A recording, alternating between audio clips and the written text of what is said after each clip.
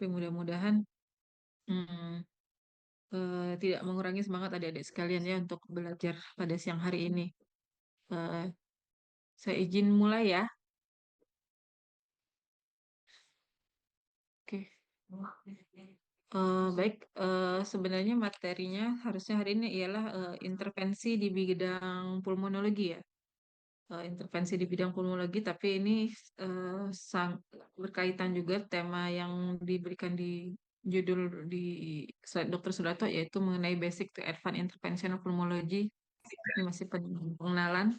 Jadi dalam bidang eh, respiratologi atau pulmonologi itu ada beberapa tindakan-tindakan intervensi. Jadi pada saat kita berhadapan dengan pasien, kita bukan hanya melakukan suatu tindakan anamnesis ataupun pemeriksaan fisik, tapi juga melakukan tindakan intervensi.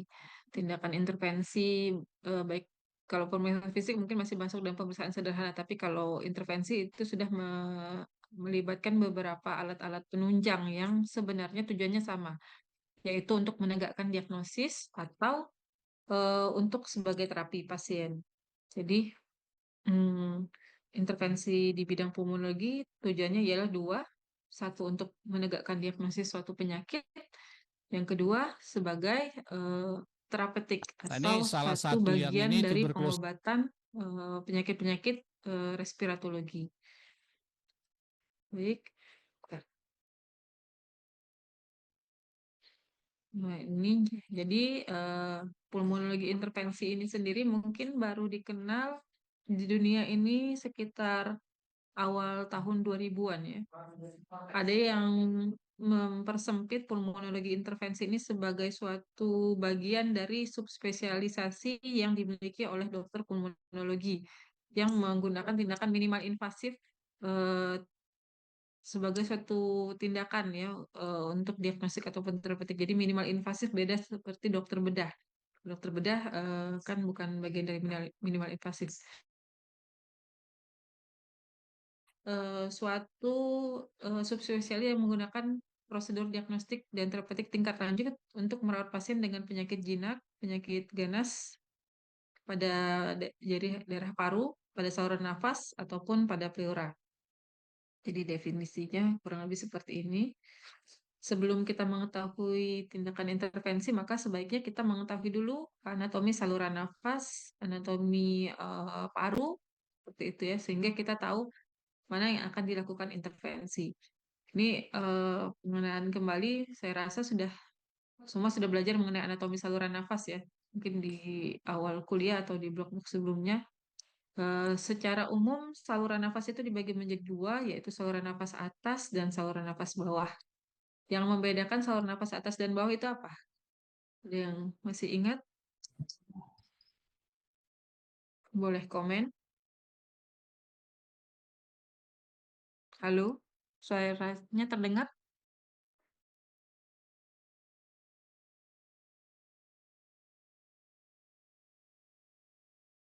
Halo? Iya dok.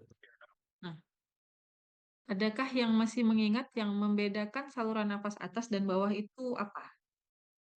Kalau kita membagi atas dan bawah di saluran nafas, batasnya apa? Kalau di sini kan kita bisa lihat nih, yang namanya saluran nafas atas itu ada hidung, mulut.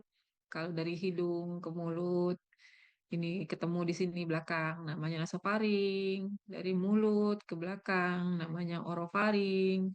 Ke bawah, laringofaring, ada laring. Kalau saluran nafas bawah kita ketemu namanya trakea, adanya cabang bronkus primer, adanya cabang bronkus atau ada bilang ini adalah apa bronkus utama. Kemudian ada percabangan lagi dari bronkus utama menjadi bronkus lobaris sesuai dengan lobus yang ada di paru. Setelah itu mereka akan mengecil lagi menjadi bronkus segmentalis. Nah, pemisah antara saluran nafas atas dan bawah adalah yang di tengah-tengah ini apa namanya? Ada yang tahu atau ada yang ingat karena ini dasar sekali. Kita menentukan apakah suatu infeksi itu saluran nafas atas atau infeksi itu suatu saluran infeksi saluran nafas bawah berdasarkan pembatas ini. Ada yang tahu pembatasnya apa? Halo, masih ada orang?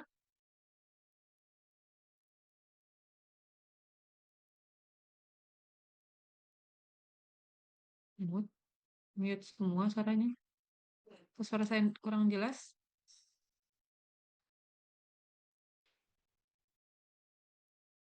Ada yang mau nebak lah. Kalau nggak berani jawab, nebak aja. Nanti kita koreksi kalau salah.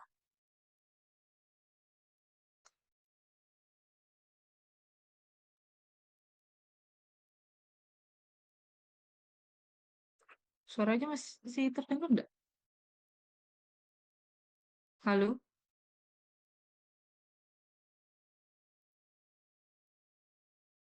halo. Izin dokter, masih terdengar Nah, dok. boleh deh. Jawab apa aja. Epiglottis, dokter. Jawab apa aja.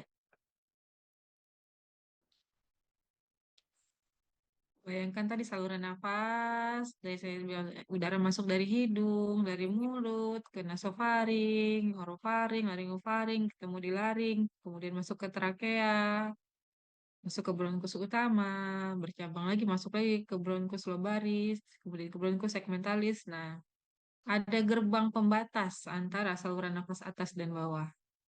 Apakah itu? Sebenarnya gerbang inilah yang nanti membedakan keilmuan kedokteran. Ada keilmuan kedokteran yang khas khusus di bagian atas, ada yang di bagian bawah. Juga tanda-tanda infeksi.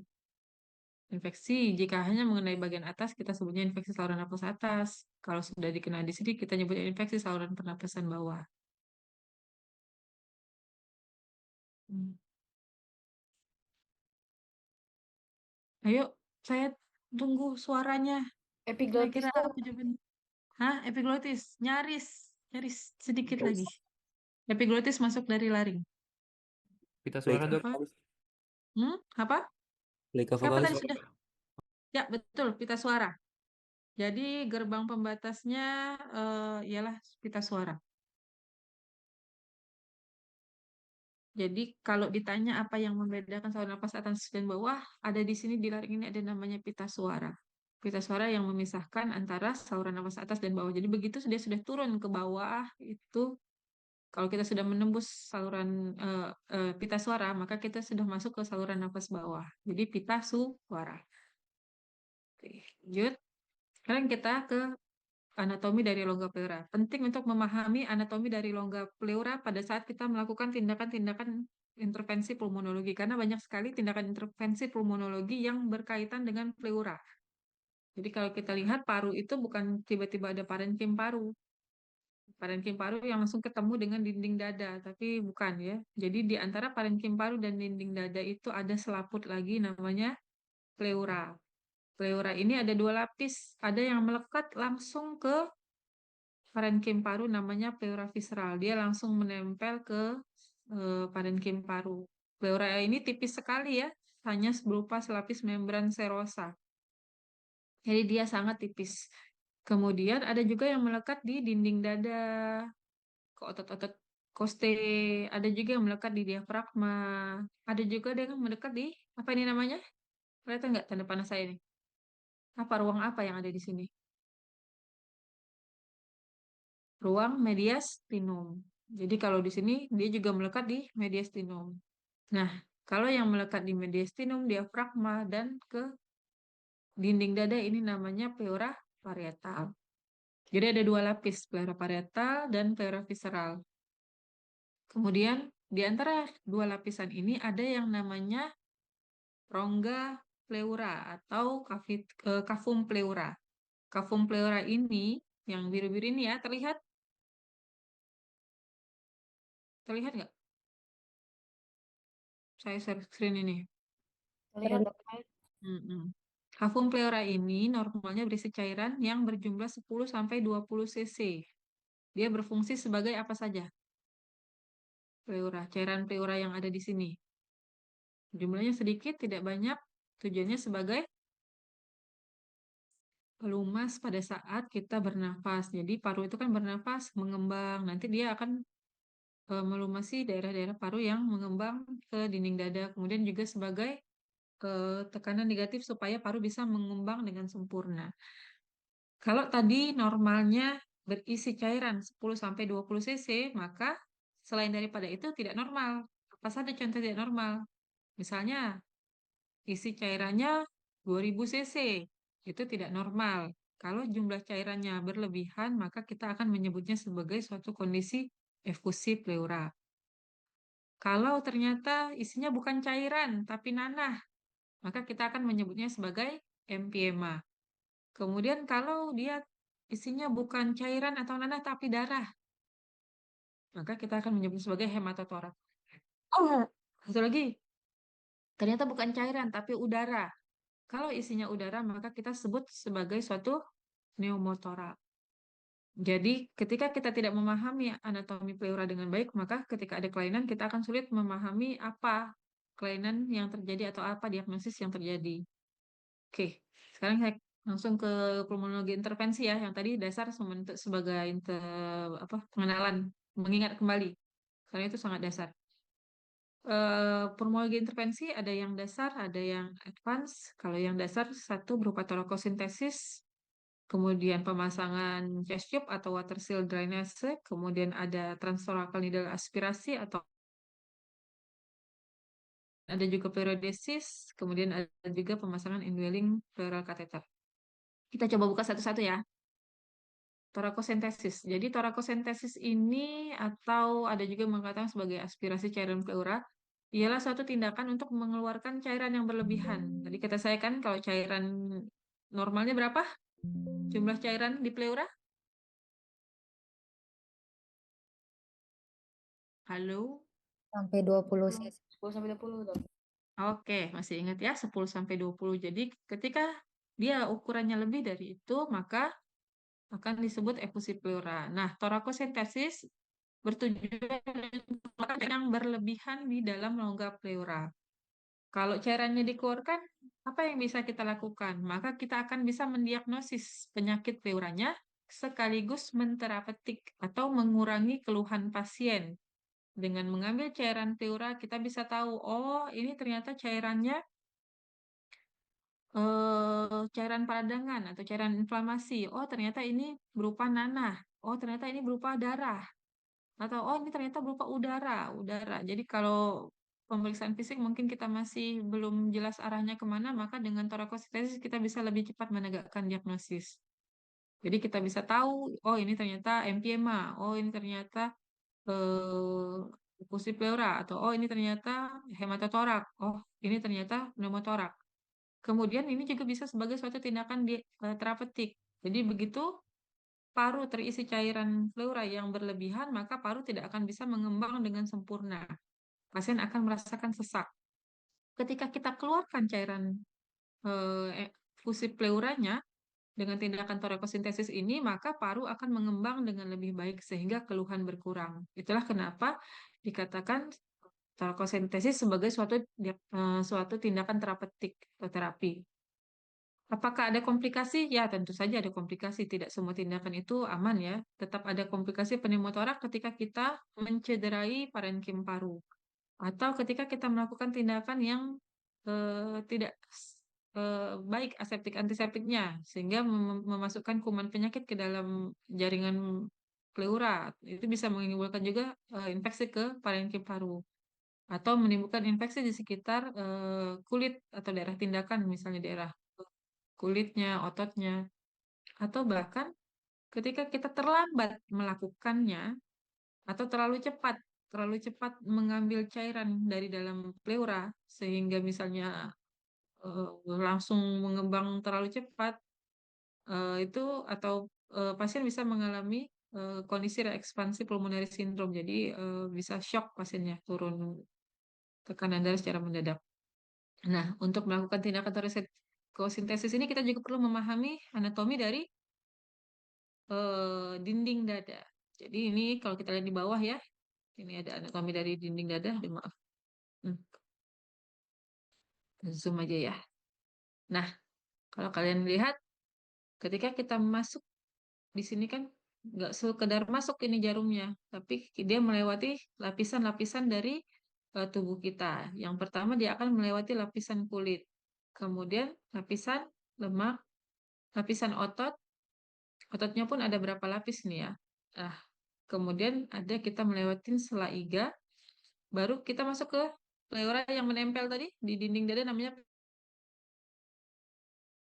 pleura parietal atau visceral.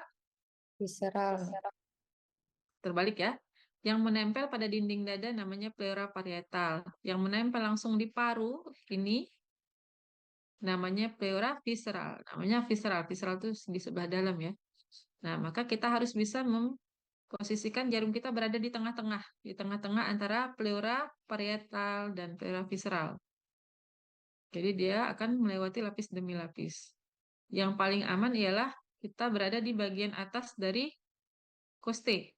Karena kalau di bagian bawah, kalian bisa lihat ini, di sini banyak organ-organ yang vital ya, seperti saraf dan pembuluh darah. Jadi jika kita mengambil dari daerah bawah iga, maka akan mencederai organ ini. Bisa jadi perdarahan, bisa jadi nyeri yang sangat. Tapi kalau ini lebih aman.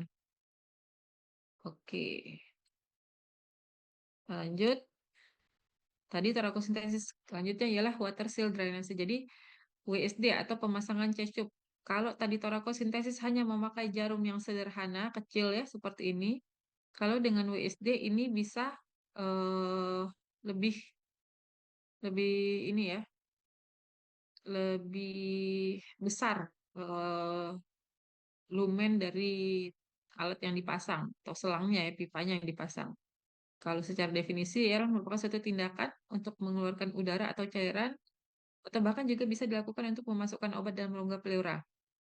Indikasinya tadi ya, kalau ada udara, pneumotorak, kalau ada darah, hematotorak, kalau ada nanah, emphysema, atau tadi efusi pleura yang tidak tidak apa sudah di torakosintesis berulang-ulang masih tidak juga berkurang, maka kita butuh eh, alat yang lebih besar untuk mengeluarkan secara lebih banyak ya.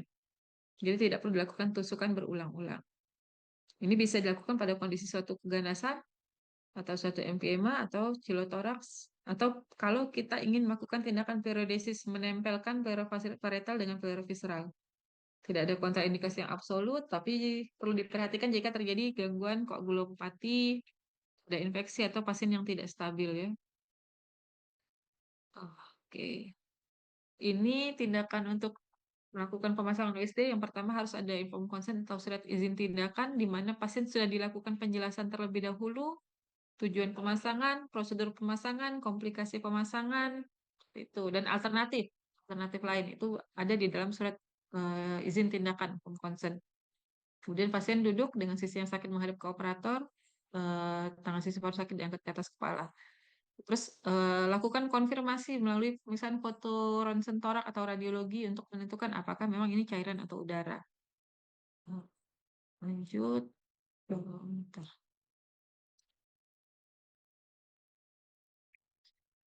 Di mana kita meletakkan water seal drainase, pipanya itu di mana? Maka ada yang namanya safe triangle atau segitiga aman. Ini segitiga aman.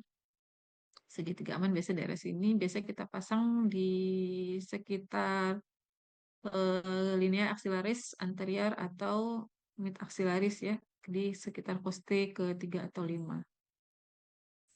Biasanya kalau berisi udara atau pneumotorak maka pemasangan pipanya di atas, kalau cairan pemasangan pipanya di bawah. Ini contohnya, kalau kalian bisa melihat ini dengan jelas, apakah kalian bisa lihat perbedaan kanan dan kiri untuk gambar ini? Ada yang bisa melihat perbedaan kanan dan kiri? Yang ini ya, kanan, ini kiri. Yang paru kiri lebih kecil. Ya? Yang mana? Yang paru kiri lebih kecil. Ini lebih kecil. Iya. Oke, sebenarnya ya bisa terjadi ini sedikit lebih besar ya. Tapi yang kita lihat ialah parenkim paru ya. Di sini ada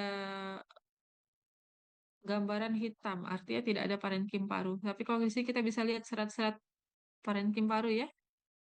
Nah, artinya paru di sini mengembang. Sedangkan paru di sini kemana paru yang ini kok hilang? Parunya kolaps, kempet di sini nih jadinya. Jadi ini apa yang hitam-hitam ini? Ini ialah udara. Itulah yang disebut sebagai pneumotoraks. Kalau gambar satu lagi, ini kita lihat ya. Ini kanan, ini kiri. Apa yang terlihat? Apa yang terlihat? Boleh komen? Sebelah kiri mungkin agak lebih kecil, Dok, beda warnanya. Warnanya. Betul, warnanya. Kalau kecil besarnya ini agak susah dinilai ya. Warnanya, kita lihat di kiri ada sesuatu yang tidak normal. Kalau kita lihat ini kan paru normal seperti ini ya. Di sebelah kiri ada gambaran opak atau putih, radio opak, yang punya motif tersendiri, bukan motif ya, ini bentuk tersendiri, bentuk khas suatu efusi pleura. Ini ada bentuk seperti apa? Air ya yang mencekung. Ini ialah suatu gambaran efusi pleura atau ada cair. Jadi di sini udara yang berlebihan yang membuat paru menjadi kolaps. Ini cairan yang berlebihan yang membuat gambaran jadi lebih putih dibanding sebelumnya. Ini ialah pneumotoraks, ini ialah efusi pleura, efusi cairan ya. Ini tindakan mungkin cuma untuk diketahui saja. Sama tadi ya, kita akan tindakan anestesi lapis demi lapis, kulitnya dulu, baru ke periosteus sebelah koste, kemudian baru jarumnya menembus ke lapisan cavum pleura. Setelah ditembus, maka dilakukan aspirasi, ditarik. Nah, di sini kalau kita lihat ini warna apa? Ada yang lihat ini warnanya apa? Warnanya kuning keruh seperti nanah. Ini biasanya diagnosis apa kata saya kalau ada nanah di rongga pleura namanya MPMA. MPMA, betul sekali. Oke. Jadi itu MPMA. Nah, di sini ini tindakan torakosintesis ya bisa kita lakukan seperti ini ataupun setelah ini kita bisa sambungkan dengan pipa yang lebih kecil untuk menarik cairan lebih banyak. Kemudian kalau pemasangan USD maka kita akan masang pipa yang lebih besar lumennya. Ini masih yang model jadul ya. Masih pakai pipa besi. Nanti baru dimasukkan ini pipa yang lebih besar. Ini dari hasil perfungsi kita tadi yang pertama sekaligus menganestesi sekaligus mengambil biar kita tahu cairannya apa. Ini nanah ya. Nah nanti nanah ini kan susah untuk dikeluarkan dengan jarum yang kecil maka harus dipasang WSD atau chest tube. Nanti bisa dipasang langsung ke sini dengan ukuran yang lebih besar. Oke.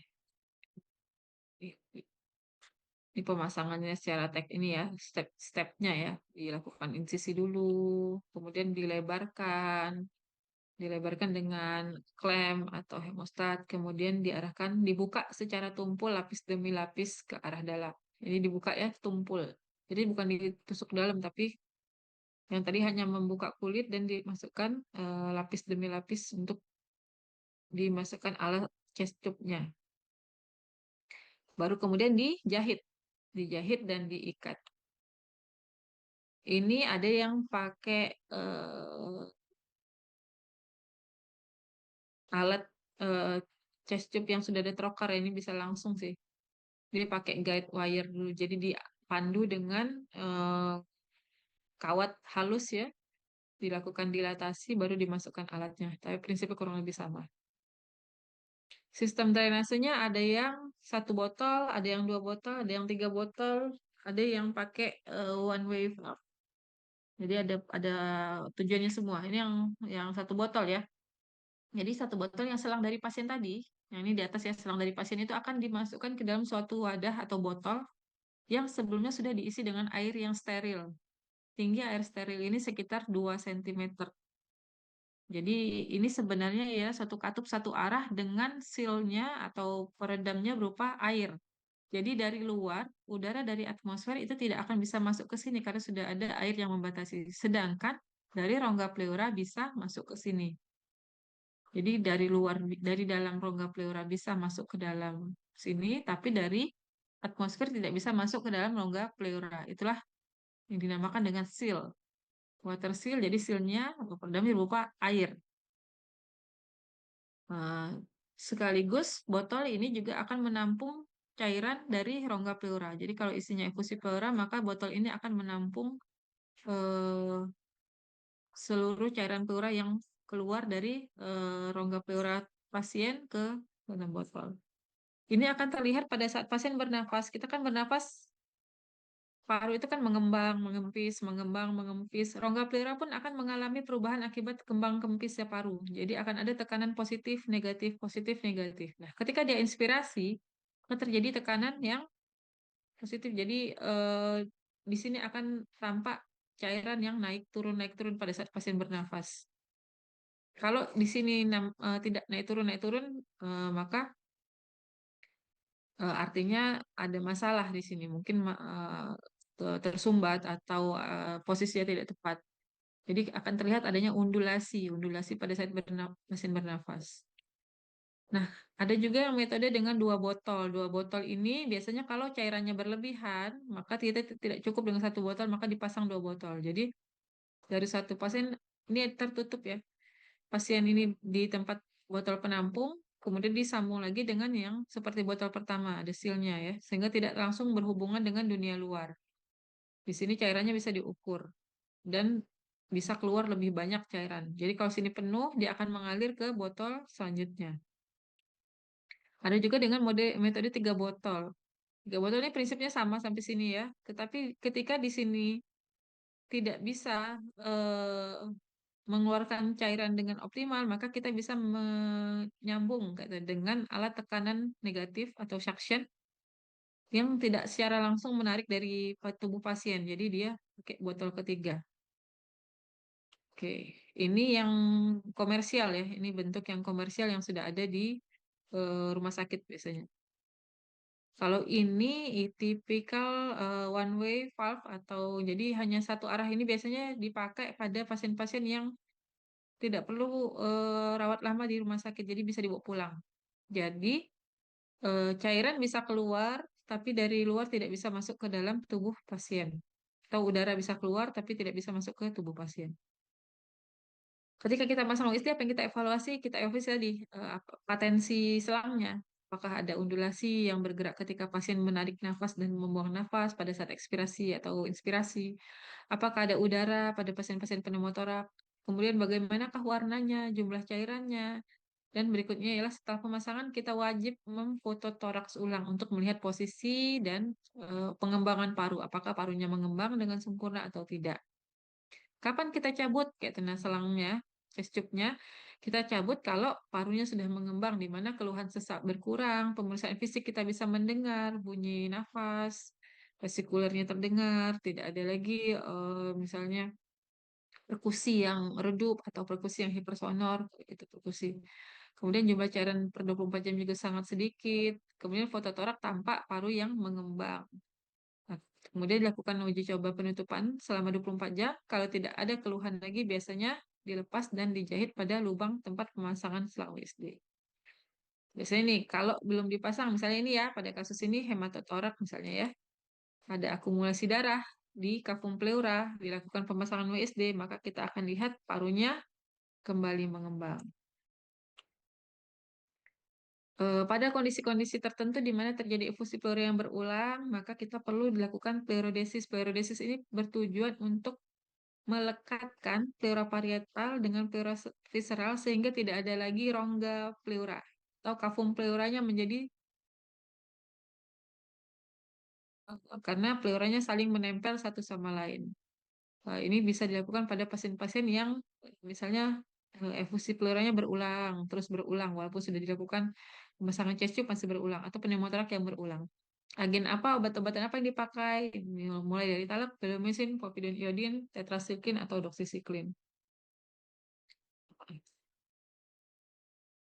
Kemudian kita lanjut, nah ini tindakan selanjutnya yaitu TTNA atau TTB, yaitu suatu tindakan aspirasi transtorakal, jadi dari arah luar torak dinding dada menuju ke parenkim paru. Di sini dilakukan untuk mengambil sampel jaringan paru. Biasanya sebagian memang hanya untuk diagnostik. Kalau tadi kan lebih ke terapeutik ya, pemasangan WSD kan untuk mengurangi keluhan pasien. Tapi kalau ini ialah untuk mendiagnostik. Biasanya dilakukan pada pasien-pasien dengan curiga keganasan atau tumor. Komplikasinya apa? Komplikasinya ialah suatu kondisi pneumotoraks. Ini jarum yang dilakukan untuk biopsi, biasanya kita lakukan tusukan ya, tusukan dari dinding dada menuju ke jaringan yang kita tuju, misal di sini. Aduh, maaf. Eh, jadi kita lakukan tusukan untuk mengambil sampel biopsi dari kulit sampai ke jaringan. Bisa dilakukan dengan em, panduan USG atau CT scan.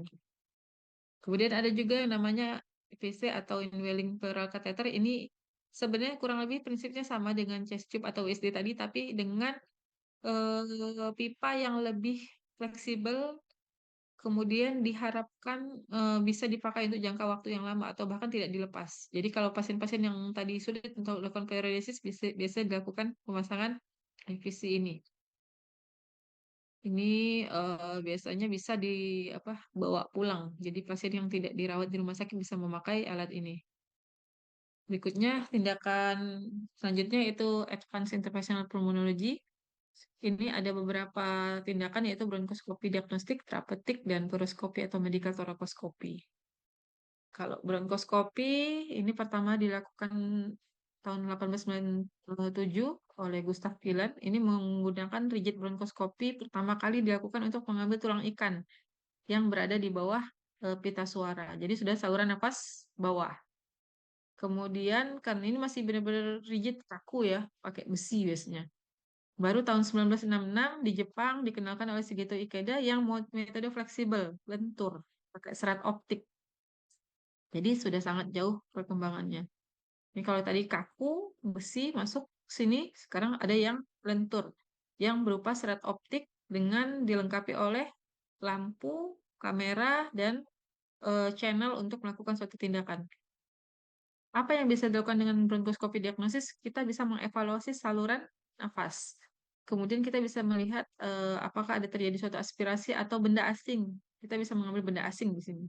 Kemudian kita bisa melakukan bilasan dari alveolar, bronkus dan alveolar yang bisa dilakukan untuk penegakan diagnosis. Jadi bisa dilakukan pemeriksaan dari bal ini, bisa kita lakukan pemeriksaan sitologi, bisa kita lakukan pemeriksaan kultur, atau bahkan bisa kita lakukan pemeriksaan identifikasi kuman ya.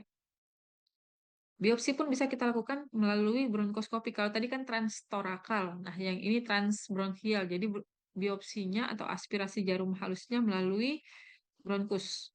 Kemudian ada juga yang melakukan biopsi sitologi.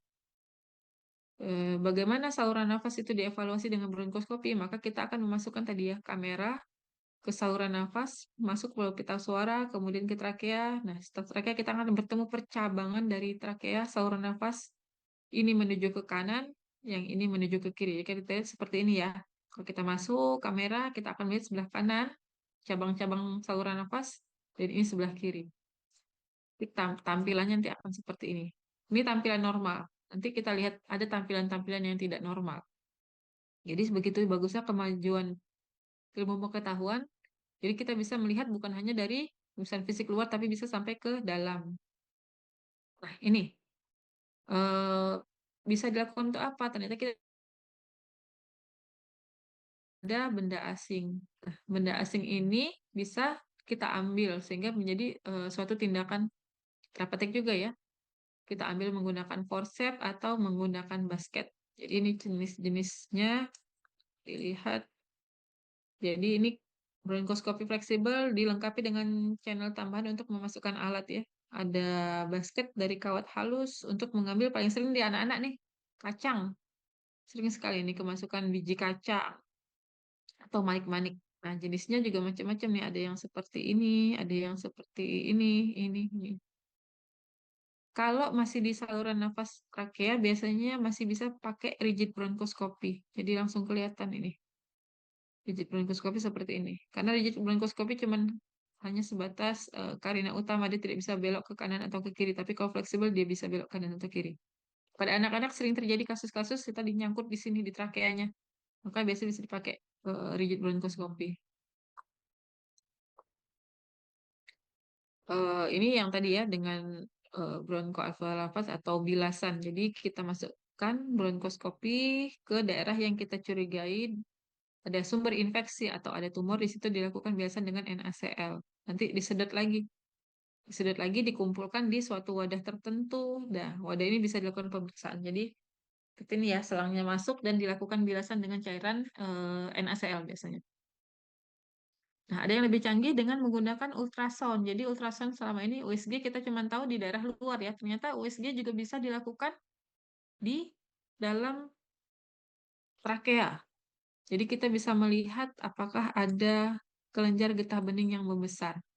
Jika ada kelenjar getah bening yang besar, maka kita bisa melakukan biopsi aspirasi. Jadi dimasukkan jarum, ini jarumnya. Ini alat ultrasonnya ya, alat ultrasonnya nanti dimasukkan jarum ke sini untuk mengambil biopsi jaringan. Ini nggak bisa di ini ya, nggak bisa diputar ya. Itu. Jadi kurang lebih nanti bentuknya seperti itu. Jadi kita melakukan ultrason tapi di dalam saluran nafas. Ini jarumnya nanti untuk mengambil sampel. Oke, seperti ini ya. Ini yang bentuk, ada yang bentuknya konveks, ada yang bentuknya radial. Kemudian ada juga yang kita bisa melakukan biopsi ya. Biopsi jaringan paru. Ini bisa nggak bisa ini ya? Oh, tapi nggak bisa di ini. Biopsi tadi bisa secara langsung dengan forcep ya. Ini forcep juga jenisnya macam-macam. Ini. Jadi ini kalau kalian lihat ada tumor di sini yang menutupi saluran nafas. Ini kita lakukan biopsi forcep atau biopsi cubit. Jadi dicubit jaringannya untuk diambil. Ini pemandangannya ya kalau kita melakukan tindakan bronkoskopi. Oke. Ya. Hmm. Kalau ini sama sih kurang lebih ya. Tapi ini tadi di manusia ya. Ini di manekin. Kalau ini di manekin. Jadi kita lihat tuh, dia forcepnya bisa membuka dan menutup. Ketika kita ingin mencapai suatu target tumor yang kita curigai tumor, misalnya maka kita bisa membuka forcepnya dan mencubitnya. Jadi nanti dicubit biasanya. Ini ini manekin ya, jadi seolah-olah aja nih biasanya. Oke, lanjut. Kalau yang tadi forceps, ini yang disikat, brushing citologi. Jadi kita bisa mengambil sampel sel dengan cara menyikatnya di saluran nafas. Jadi dikeluarkan, nanti ada sikatnya. Nah, itu disikat, di hasilnya nanti dilakukan pemeriksaan ke patologi anatomi.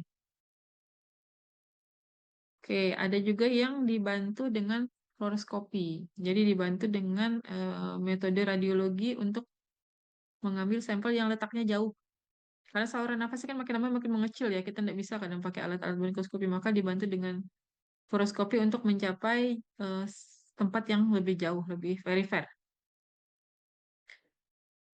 Bronkoskopi terapeutik itu salah satunya dengan menggunakan krioterapi, APC, argon plasma koagulasi untuk membuang massa yang menutupi jalan nafas ya, atau juga bisa untuk merekanalisasi pada saluran nafas yang tertutup karena stenosis misalnya, atau menggunakan balon dilatasi atau tamponade, atau menggunakan implantasi baik berupa logam, silikon, atau gabungan ya. Atau untuk pada pasien PPOK juga bisa dikurangi volume paru sehingga mengurangi sesak, itu sebagai brachytherapy atau fotodinamik terapi. Ini contohnya ya, saluran nafasnya tersumbat oleh massa yang sangat besar. Maka yang pertama dilakukan ialah pakai forceps dulu, kemudian ada krioterapi dibekukan ya. Setelah itu perdarahan dihentikan dengan APC atau argon plasma collector sehingga saluran nafas akan tetap terbuka. Ini contohnya ya. Seru banget ya. Nah, ini kalau ini yang biopsi, ini rekanalisasi ya. Jadi yang awalnya tertutup saluran nafasnya, maka dibuat saluran supaya bisa terbuka. Ini juga pengambilan sampel kalau ini, pengambilan sampel.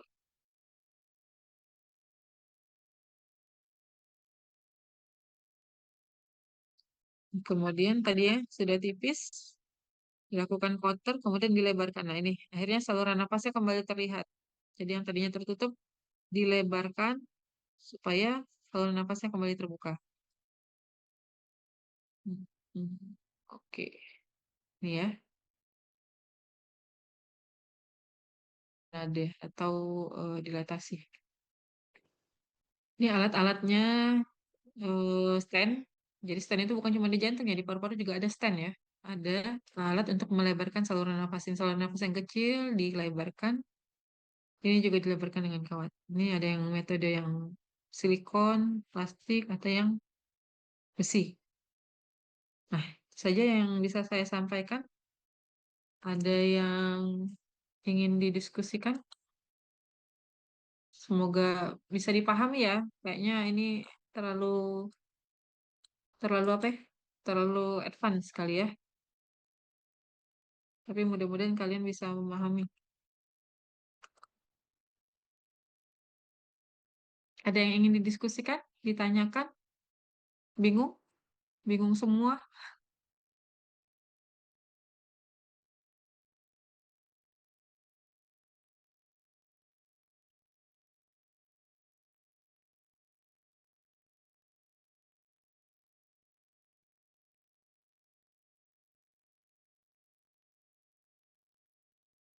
Silakan kalau ada yang ingin didiskusikan.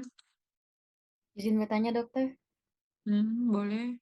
Tadi kan kata dokter pleurodesis itu karena efusi pleura berulang ya dokter. Jadi pleuranya ditempelkan agar tidak ada rongga lagi. Apakah itu akan menjadi kontraindikasi karena kan cairan di pleura itu buat melumasi gesekan itu. Jadi apakah bakal terjadi kontraindikasi karena pergesekan dan lain-lain dokter? Terima kasih.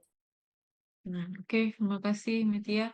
Jadi ketika kita melakukan fluorodesis itu eh, tujuannya ialah menutup rongga pleuranya supaya tidak terakumulasi cairan lagi. Jadi kalian bayangkan antara kafum pleura itu kan ada pleura parietal, pleura visceral. Ketika dia harusnya jaraknya cuma segini, ada cairannya cuma 10 atau 20 cc, itu kan kondisi normal. Tetapi ketika dia selalu terisi cairan sehingga jaraknya semakin menjauh, menjauh, misalnya ada udara, kalau ada cairan dia jaraknya menjauh, maka paru-paru ini tidak akan bisa mengembang dengan sempurna supaya dia mendekat ke sini. Kalau dia ada abnormalitas, misalnya tadi efusi atau pneumotorak hanya 1 atau 2 kali, maka reversibilitasnya akan tetap baik.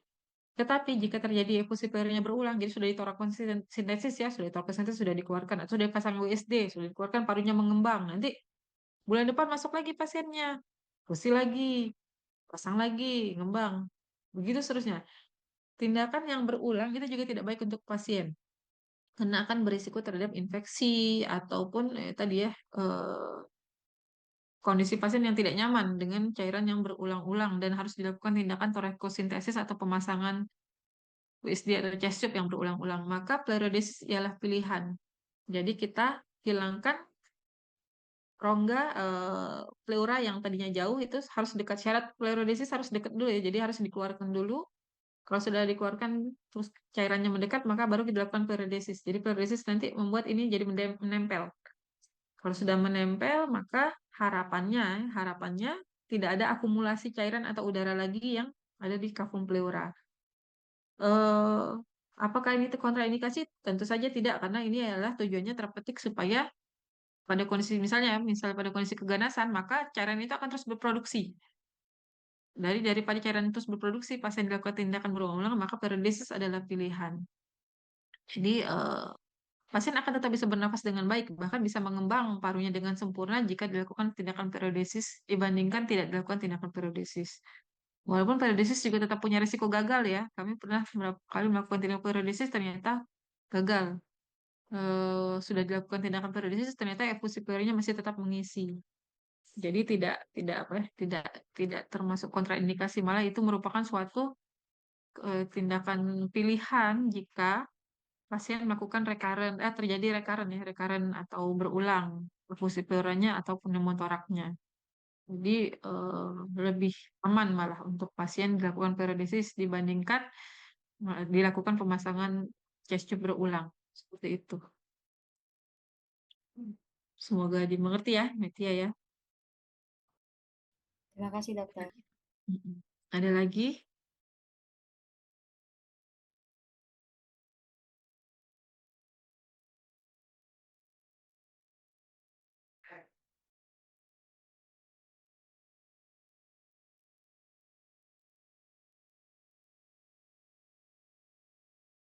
Kan atau ditanyakan?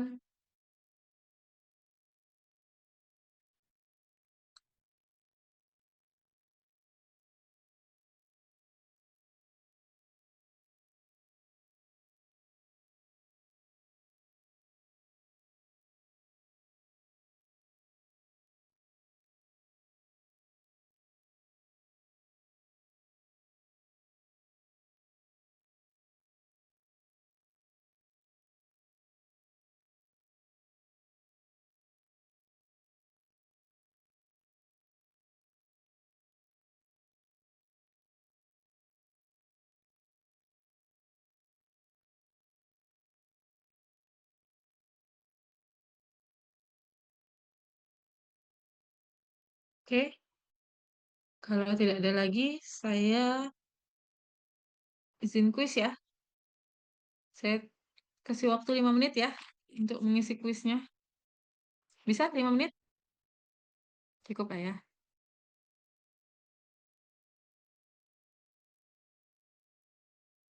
Bentar, aduh. Tunggu.